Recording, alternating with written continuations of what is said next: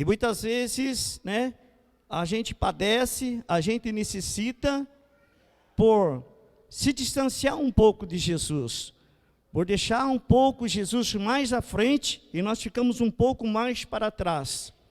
Eu gostaria de ler aqui, irmãos, no livro de São Marcos, no capítulo de número 9, o versículo de número 2 em diante. São Marcos, capítulo 9, versículo 2 em diante, diz assim: E 6 dias depois, Jesus tomou consigo a Pedro, a Tiago e João, e os levou sós em particular a um alto monte, e transfigurou-se diante deles. E as suas vestes tornaram-se resplandecentes em extremo brancas, como a neve, tais como nenhum lavadeiro sobre a terra poderia branquear. Apareceram-lhe Elias e Moisés, e falavam com Jesus. E Pedro, tomando a palavra, disse a Jesus: Mestre, bom é que nós estejamos aqui, façamos 3 cabanas, uma para ti, outra para Moisés, e outra para Elias. Pois não sabiam o que diziam, porque estavam assombrados. E desceu uma nuvem que os cobriu com a sua sombra, e saiu da nuvem uma voz que dizia: Este é o meu filho amado, a ele ouvi. E tendo olhado ao redor, ninguém mais viram senão Jesus com eles. Eu vou pular aqui para o versículo 14. E quando se aproximou dos discípulos, viu ao redor deles grande multidão, e alguns escribas que disputavam com eles, e logo toda a multidão, vendo-o, ficou espantada. E correndo para ele, o saudaram, e perguntou aos escribas: Que é que discuti com eles? E um da multidão respondendo disse: Mestre, trouxe-te meu filho, que tem um espírito mudo, e este, onde quer que o apanhe, despedaça, e ele espuma e range os dentes, e vai se secando. E eu disse aos teus discípulos que o expulsassem, e não puderam.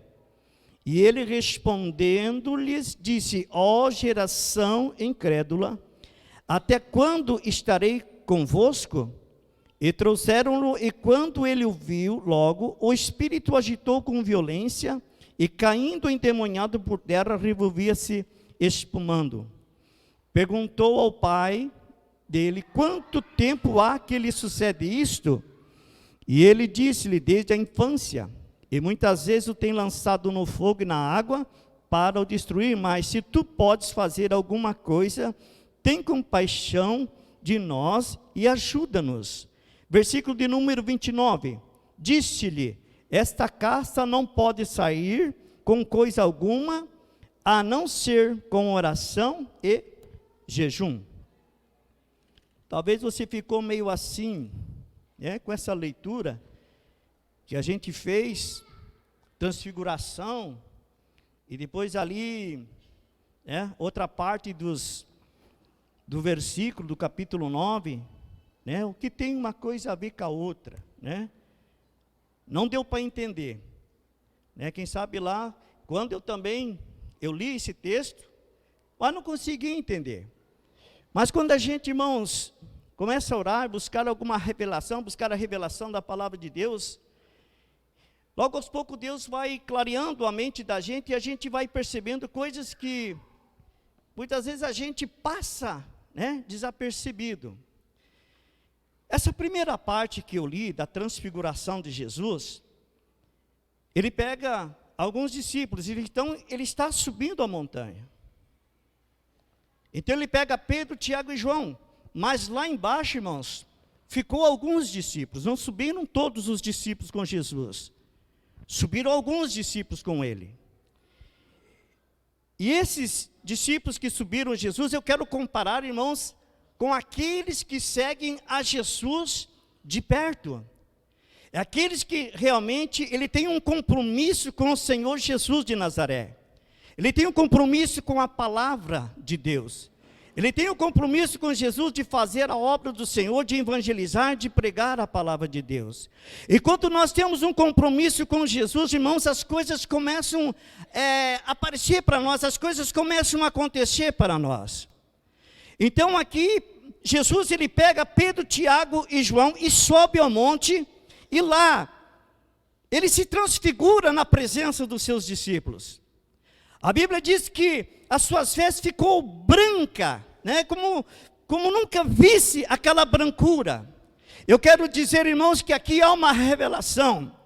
As pessoas que realmente seguem a Jesus, as pessoas que têm compromisso com Jesus, eu quero dizer, irmãos, que eles recebem a revelação de Jesus. E aqui eles começam a ter uma revelação de Cristo. Como Jesus virá na sua glória. A Bíblia fala, irmãos, que Jesus ele virá nos ares e ele estará branco, será uma grande luz que todo olho verá. E essa revelação, Jesus ele se revela ali para os discípulos de como será, de que como ele vai aparecer, como será a sua brancura, que todos os olhos virão a Cristo, a Jesus nos ares. E aí a Bíblia fala que também no momento que eles estão conversando, no momento que Jesus está ali, irmãos, aparece Elias e aparece Moisés. O que tem a ver com isso? Eu quero dizer, irmãos, que Jesus também está trazendo ali uma revelação para os discípulos, para os finais dos tempos. Quando estiver vindo a hora do Senhor Jesus, a Bíblia fala que muitos irão provar a morte antes que Jesus venha. Mas haverá, no momento que Jesus virá, muitos, eles não provarão a morte, eles subirão com vidas para os céus. Eu quero dizer, irmãos, que Moisés, ele está ali, irmãos, revelando que muitos morrerão, porque Moisés, ele morreu, e muitos vão morrer. Mas eu quero dizer, eles vão ressuscitar, eles vão ver Jesus na sua glória e no seu grande poder. Mas também, irmãos, Elias está representando, aleluia, o arrebatamento da igreja, onde muitos não vão provar a morte, mas subirão com vida, aleluia. Eu acredito, irmão, no nome do Senhor Jesus Cristo, que essa igreja, você que faz parte, você, meu querido, você, minha querida, você é aquele que faz parte, você é aquele que segue a Jesus de lado a lado, você tem revelação, você tem a palavra do Senhor, você vai subir ao céu e você vai ver a glória. Se você realmente passar pela morte, aqui essa morte terrena, eu quero dizer que você vai ressuscitar e subir em glória, e você vai ver o Senhor da glória. Mas talvez você não vai passar pela morte, talvez você vai subir, como Elias subiu naquela carruagem de fogo, aleluia.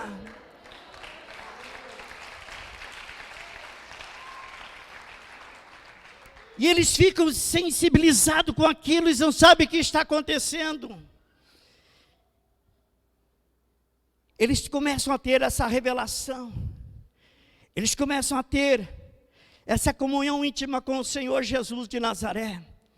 Mas de repente, irmãos, olha só, aquele que tem comunhão com o Senhor Jesus Cristo, ele tem revelação, e outra, ele escuta a voz de Deus. Quando eles estão lá, Deus fala: este é o meu filho, em quem meu coração tem prazer. A ele ouvir. Aquele que tem comunhão com Jesus, ele escuta a voz de Deus, ele escuta a voz do Espírito Santo, ele tem sensibilidade no seu coração, ele tem sensibilidade no seu ouvido. Talvez, irmãos, você está lá, você é uma pessoa que é uma pessoa de oração, uma pessoa de jejum, uma pessoa que tem uma comunhão com Deus. Quem sabe lá no teu trabalho, de repente você ouve uma voz dentro de você. Às vezes você diz: não, isso é coisa minha. Não, não é coisa tua, não, é Deus falando com você. Você está ouvindo a voz de Deus. Deus. Deus está ali te instruindo, Deus está ali te motivando, Deus está ali te incentivando, Deus está te revelando algo que vai acontecer, algo que tem para fazer, ou algo que Deus quer te dar, algo realmente que vai acontecer na sua vida. Você tem essa sensibilidade, e que tem essa sensibilidade, ela ouve o Espírito Santo de Deus falar, aleluia. Talvez você, irmãos, é aquela pessoa que talvez se acorda durante a noite com alguém te chamando. Muitas vezes a gente já grita, oh, sangue de Jesus tem poder. Não, irmãos, não clama não. É o Espírito Santo de Deus talvez te chamando para ter um momento a sós, para você adorar, para você ali buscar a sua presença. Às vezes durante o dia não dá tempo, às vezes é aquele corrimaço, você está lá somente podendo orar em espírito, mas Deus quer falar com você pessoalmente, Deus quer falar com você no teu particular, Deus quer falar com você na sua intimidade, e ali, no momento, no teu quarto a sós, aleluia. Muitas vezes você é despertado, perde o sono e não sabe por quê, mas eu quero te dizer, que você perdeu o sono, não é em vão, é Deus querendo um diálogo com você, é Deus querendo se comunicar com você, é Deus querendo ouvir o seu filho, aleluia, neste momento a falar com ele. Irmãos, por falar em ouvir a voz do Espírito Santo, obedecer a voz do Espírito Santo, numa igreja, havia uma irmã, toda vez na hora da pregação, essa irmã, ela ficava com seus olhinhos fechados, e ficava ali, orando em espírito, adorando o Senhor Jesus o tempo todo da pregação. E essa irmã, irmãos, ela era despertada durante a madrugada com uma batidinha na cabeceira da sua cama. E essa batidinha já era conhecida dela. Era o Espírito Santo de Deus que batia para despertar ela do seu sono, para ela orar. Todas as vezes que ela escutava aquela batidinha na cabeceira da sua cama, ela já sabia, é o Espírito Santo de Deus. E ela levantava então, se colocava de joelho, e começava a falar com Deus, buscar a presença do Senhor, e ali era. Um dia, irmãos, a irmã foi despertada com a batidinha na cabeceira da sua cama, conhecendo, levantou e foi dobrando os seus joelhos para orar. E no momento que ela dobrou o seu joelho para orar, o Espírito Santo de Deus falou para ela: minha serva, você não vai orar agora, você vai pregar a minha palavra. Ela pensou assim: meu Deus, mas é a ordem do Espírito Santo, eu vou. Arrumou-se e saiu. E começou a caminhar na rua, a rua deserta. Caminhou, logo viu assim um carreirinho. O Espírito Santo de Deus: entra aí. Ela entrou naquele carreirinho e foi. Era um campo. Foi caminhando, nada encontrava. Até que naquele carreiro, naquele campo, tinha uma descidinha assim. E um pouco mais retirada assim, havia uma casa simples. E aquela casa estava com a janela aberta, e uma luz muito fraquinha, parecia ser luz de vela acesa dentro daquela casa. E ela se aproximando, o Espírito Santo de Deus falou: para aí. Ela parou, e ficou observando aquela casa, aquela luzinha lá dentro e tal. Não estava entendendo muita coisa não, mas o Espírito Santo de Deus falou assim para ela: filha, clama bem alto, Jesus te ama. Olhando para lá e disse: Jesus te ama. Passou-se alguns segundos, o Espírito Santo de Deus falou no seu coração novamente e disse: filha, clama pela segunda vez, Jesus te ama. Ela então, olhando para aquela janelinha, gritou pela segunda vez: Jesus te ama! Passou-se alguns segundos novamente. Pela terceira vez, o Espírito Santo de Deus falou: filha, clama de novo, Jesus te ama. E ela então encheu bem os pulmões e clamou: Jesus te ama!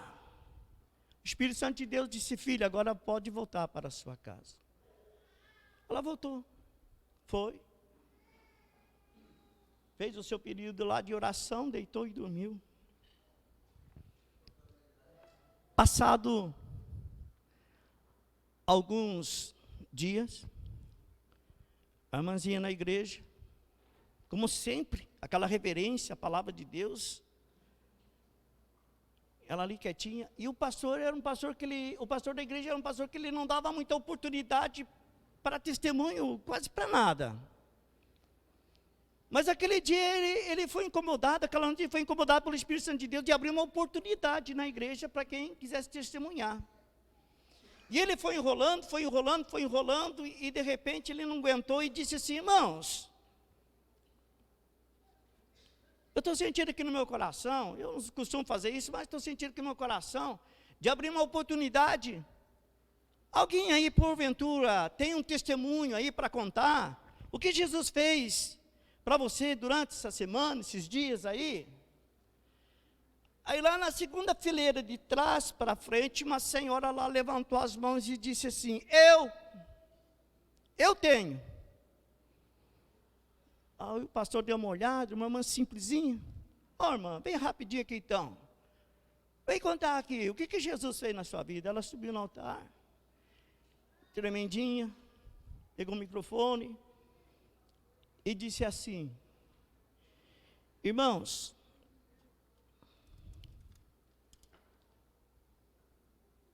não quero me prolongar muito naquilo que eu tenho para testemunhar, mas abreviando, eu quero dizer que a minha vida era um inferno. Meu marido alcoólatra chegava todas as madrugadas, ele me agredia, ele me batia na frente dos meus filhinhos, e por muitas vezes ele me violentava na frente dos meus filhos. Eu dizia que isso aí não era mais vida para mim. Eu arrumava comida, deixava em cima do fogão, ele chegava, pegava aquelas panelas, passava a mão assim, jogava tudo no chão, chutava as panelas, e brigava, vinha, me agredia, me batia, e eu não estava mais aguentando essa vida. E uma noite, eu resolvi pôr um fim nesse sofrimento. Eu peguei um colchão e coloquei um colchão na cozinha. Peguei os meus 2 filhinhos que já estavam dormindo e coloquei naquele colchão na cozinha. Abri a janela da cozinha e acendi uma vela para clarear. Caso acontecesse alguma coisa, ou meu marido chegasse e a porta estava fechada, se bem que não precisava, né? A porta está fechada, porque ele já entrava chutando com tudo, e já entrava com aquela violência. Mas eu peguei aqueles meus 2 filhinhos, coloquei ali deitado, olhando para os meus filhos, e disse: hoje eu coloco um fim nesse sofrimento. Então, irmãos, eu peguei e preparei um copo com veneno, e deixei aquele copo em cima da mesa, enquanto eu arrumava meus filhinhos. Quando eu deitei eles, eu chorando, eu dizia: filhinhos, a mamãe nunca mais vai apanhar perto de vocês. Vocês nunca mais vão ver a mãe de vocês chorar ou apanhar. Vocês nunca mais vão ver o pai de vocês me violentar. Eu tenho vergonha disso. E hoje eu vou pôr um fim nesse sofrimento. E aquele copo de veneno estava em cima da mesa. E eu levei a minha mão naquele copo de veneno. Quando eu peguei aquele veneno, não sei de onde, mas uma voz entrou dentro da minha casa. E aquela voz dizia: Jesus te ama.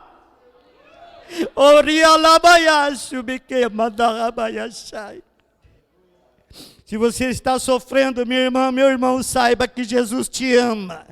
Ele vai mudar a história da sua vida nessa noite. Aleluia, eu tenho certeza, se você for aquela pessoa que hoje vai se aproximar mais de Cristo, mais de Jesus, vai ter uma comunhão mais íntima com o Senhor, você vai ter grandes revelações de Cristo, e Jesus vai mudar a história da sua vida.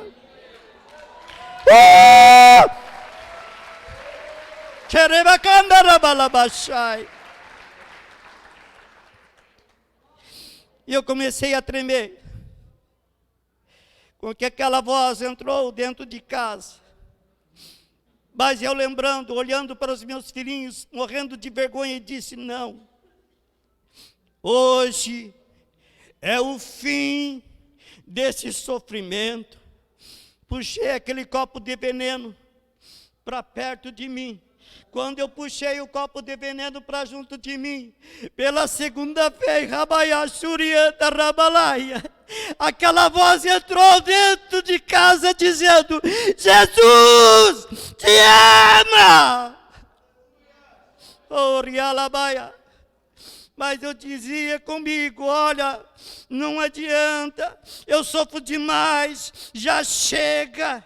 Então eu levei aquele copo de veneno para ingerir, e de repente, pela terceira vez, aquela voz entrou dentro de casa dizendo: Jesus te ama. E aquele copo estourou na minha mão.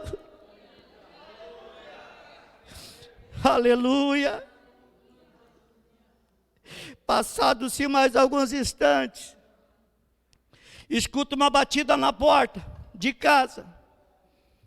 Pensei: quem será essa hora? Eu fiquei chocada pelo que eu vi. Abri a porta. Vocês não imaginam quem era. Meu marido chegando, com lágrimas nos olhos. Chegou, se dobrou de joelho, me abraçou na cintura e começou a dizer: me perdoa, me perdoa, me perdoa. E ela dizia: homem, você está bêbado, você está louco? Eu disse: não, não estou bêbado não. Eu acabei de vir de uma igreja evangélica, a igreja de crentes, sabe? Hoje eu aceitei Jesus nessa noite. Hoje Jesus falou comigo. Ele disse que tem uma nova história para mim e para você. E eu estou aqui para me reconciliar com você, minha esposa. Eu estou aqui para te pedir perdão, que a partir de hoje eu sou um novo homem, aleluia, e um novo pai de família.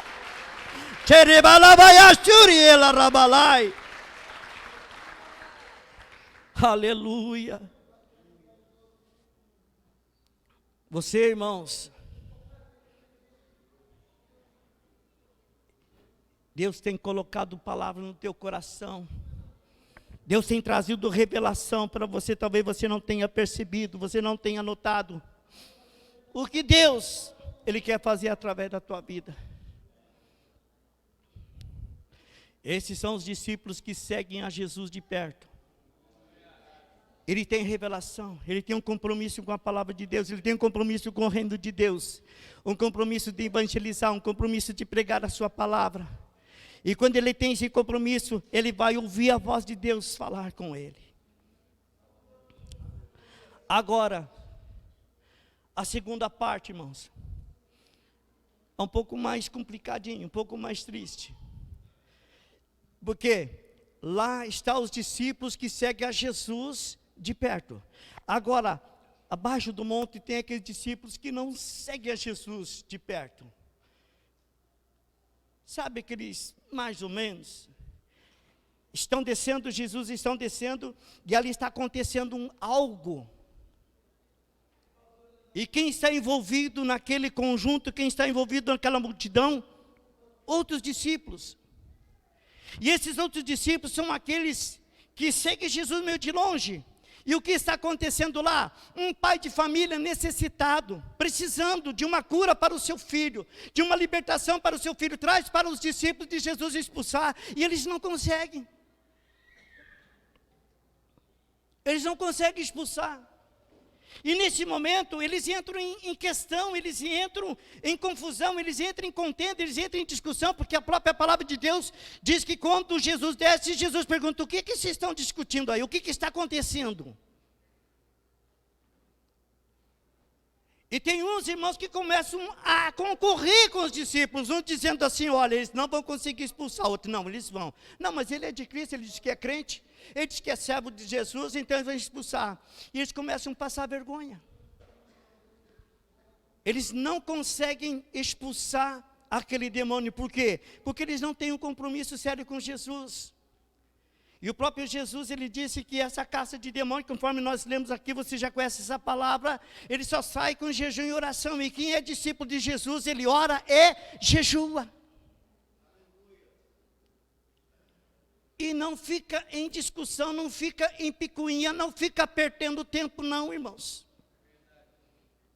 Não fica perdendo tempo com o evangelho, não fica perdendo tempo com a palavra de Deus. Ele tem um compromisso, não, meu compromisso é com o reino de Deus. E Jesus desce e olha e vê toda aquela confusão, vê tudo aquilo que está acontecendo. E Jesus pergunta: o que está acontecendo aí? Aí alguém fala: olha, eu trouxe meu filho que aí é um endemoniado. Ele tem um espírito que lança muitas vezes no fogo, na água, ele vai se esmirrando. Trouxe para os teus discípulos libertar, trouxe para os teus discípulos expulsar o demônio, mas eles não conseguiram. Aí Jesus dá uma exortação: geração incrédula, até quando estarei convosco? Pegou ali, repreendeu aquele espírito imundo, expulsou aquele demônio e entregou para o pai de família aquele filho com saúde. E aí mais tarde os discípulos perguntam: por que nós não conseguimos expulsar aquele demônio? Jesus disse: olha, isso sai com oração e com jejum. Aqui está a diferença de quem serve a Jesus de perto, que tem um compromisso, e da quem é aquele que não tem um compromisso com Jesus. A presbítera Silvana conhece uma pessoa, conhecemos junto uma pessoa. Uma vez fui chamado para orar por uma mulher que baixava um capeta nela, e ela saía assim, irmãos, arrancava a roupa e saía nua correndo para as ruas, dava um fervo, irmãos. E aí, como a igreja que a gente estava pastoreando, estava ajudando, ficava mais ou menos próximo ao comércio deles, pediram para que a gente fosse lá, e eu convidei um irmão para ir comigo, para não ir sozinho. Eu disse: irmão, vamos comigo lá. Eu disse: vamos. E ele todo prosa, todo pronto, todo cheio de marra, pá, Jesus daqui, pá, Jesus de lá, e chegamos lá. Aí o dono do comércio falou assim: ó, você pode subir a escadaria, minha esposa está lá, a irmã dela está lá junto, lá.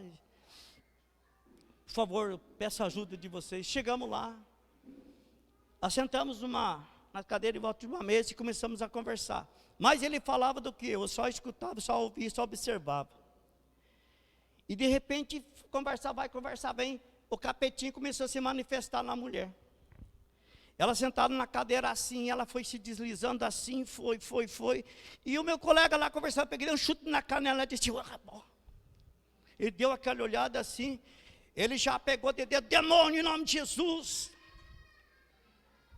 você não tem poder.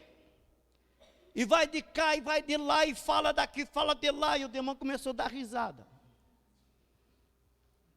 Aí ele pegou e falou assim: demônio, você cala essa boca, em nome de Jesus. Eu te repreendo em nome de Jesus. E o demônio disse assim, ele falou assim: você vai sair dessa vida. Aí ele disse: vou não, vou matar ela. Aí ele disse: ô demônio mentiroso, você está mentindo, mentiroso. O demônio falou na boca da mulher assim: eu sou mentiroso? Tudo bem, posso ser mentiroso, mas e você, que vende aquele melzinho lá, que só tem açúcar. Depois você vem dizer que eu sou mentiroso, O demônio falando, revelando, né, a fraqueza, revelando o pecado, a iniquidade da pessoa. Eu disse, paramos por aqui, disse, Marco, fica quieto.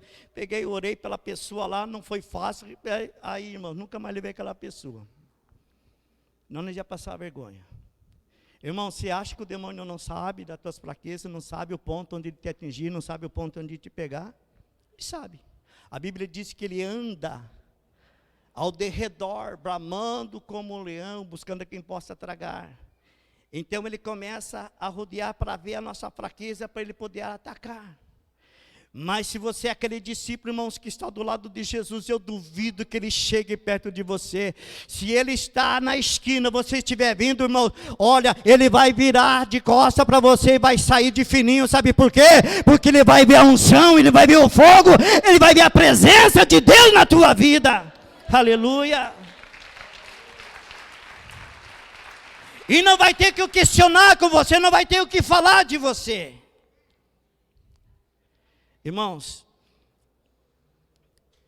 eu não sei o que você veio buscar nessa noite que você quer de Jesus. Eu falei que a minha palavra seria simples, mas gostaria que ela fosse objetiva, para falar profundamente no teu coração.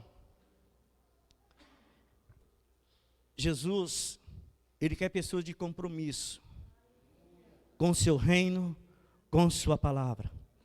A vinda de Cristo está próxima. A vinda de Jesus está próxima, e nós não podemos ser egoístas, de queremos só nós subirmos para os céus. Jesus, Ele manda que a gente se esforce, e esforce a todos entrar no reino dos céus. E Ele te chamou, Ele te escolheu, não em vão. E essa escolha foi para que você recebesse dele o Espírito Santo, recebesse dele poder, recebesse dele autoridade. Para quê?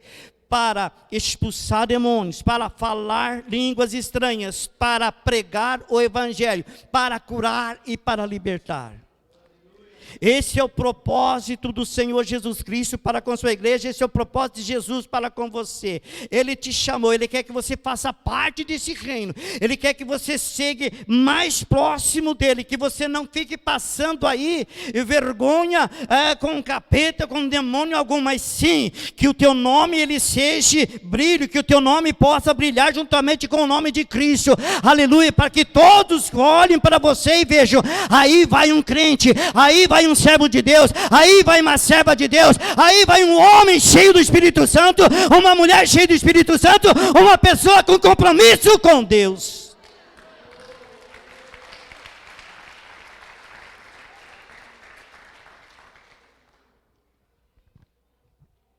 Todos nós somos falhos. Eu também dei minhas vaciladas muitas vezes, irmãos. Vaciladas assim em termos de não querer mais nada, pregar a palavra, mas paguei o preço de não querer. E quem sabe hoje, nessa noite, você está se sentindo um pouco meio desativado, o teu ministério, a tua fé, e nessa noite você quer que Deus te renove, que Deus te restaure.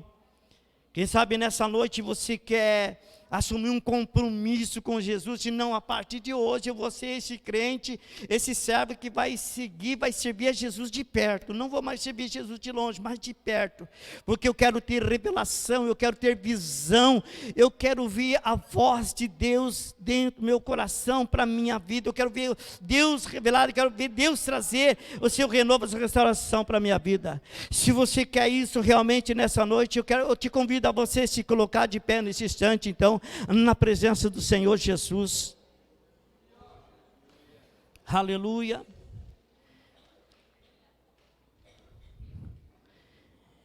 E que se você realmente quer esse renovo, quer talvez se reconciliar com Jesus de Nazaré, quer assumir esse compromisso de hoje, olha, a partir de hoje a minha vida vai ser uma vida totalmente diferente na presença de Deus.